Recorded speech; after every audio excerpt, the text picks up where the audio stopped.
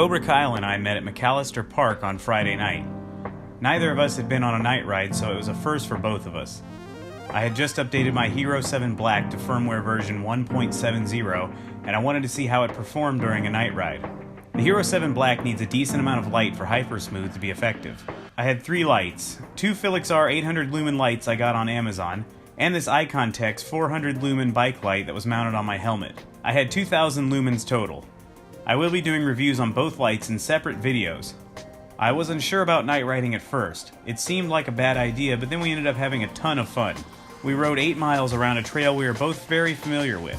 We didn't want any surprises on the trail on our first night ride. I'm recording you pumping up the tire. Put you in the spotlight.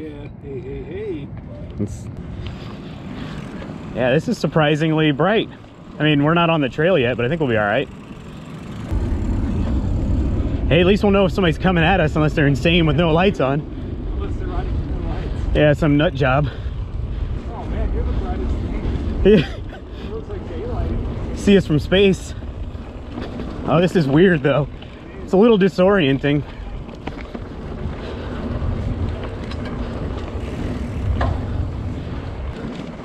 A lot of weird noises out here. Yeah. That bush was making a noise. So as you can see, Hypersmooth is not doing a great job, even with all of the light I've got on the front of the bike. It does okay on smoother sections, but this downhill section makes it look like I forgot to turn on Hypersmooth.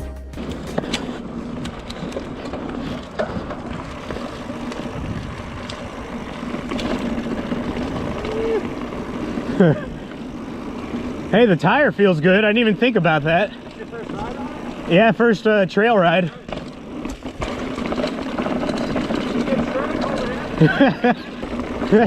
Oh god. Really noisy. Yeah. I always jump this.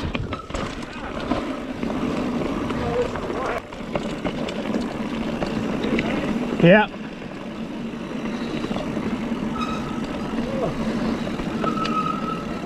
Oh, I do, and it's probably a bad idea in the dark.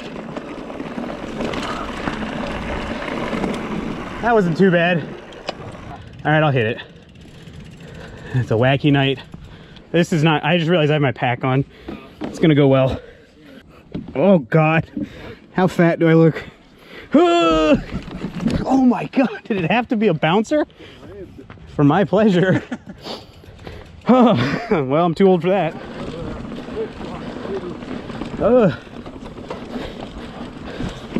Oh geez. All right, oh dear. And you can kind of see all the way down there even with this headlamp. That's crazy. There's something looking at us. A couple things. That's a deer. Oh, okay. It's laying down there. Don't scare me, man. Yeah, well, I saw eyes. Like, Yeah. I could see him blink. Hi, how you doing? Go down. There you go.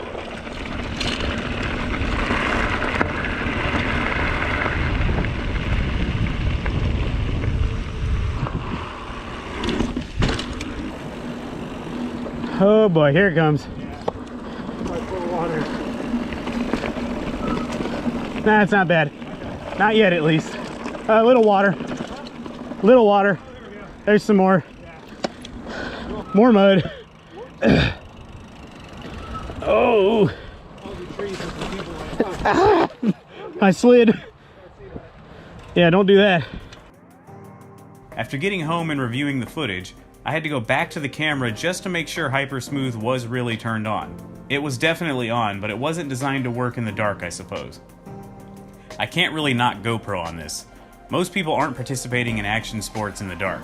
The good news is we had a really fun ride, and I think I will get back there and do it again soon. It's really a different experience. It's kinda creepy being in the woods at night. It would be cool if GoPro could improve Hypersmooth further via firmware updates. For now, skip recording your night rides if you want them to be stable. Or just get a gimbal. I'll be doing reviews on these bike lights. They're budget priced at roughly $20 per light, but they perform pretty nicely. Subscribe if you enjoyed this video and give it a thumbs up. Thanks for watching.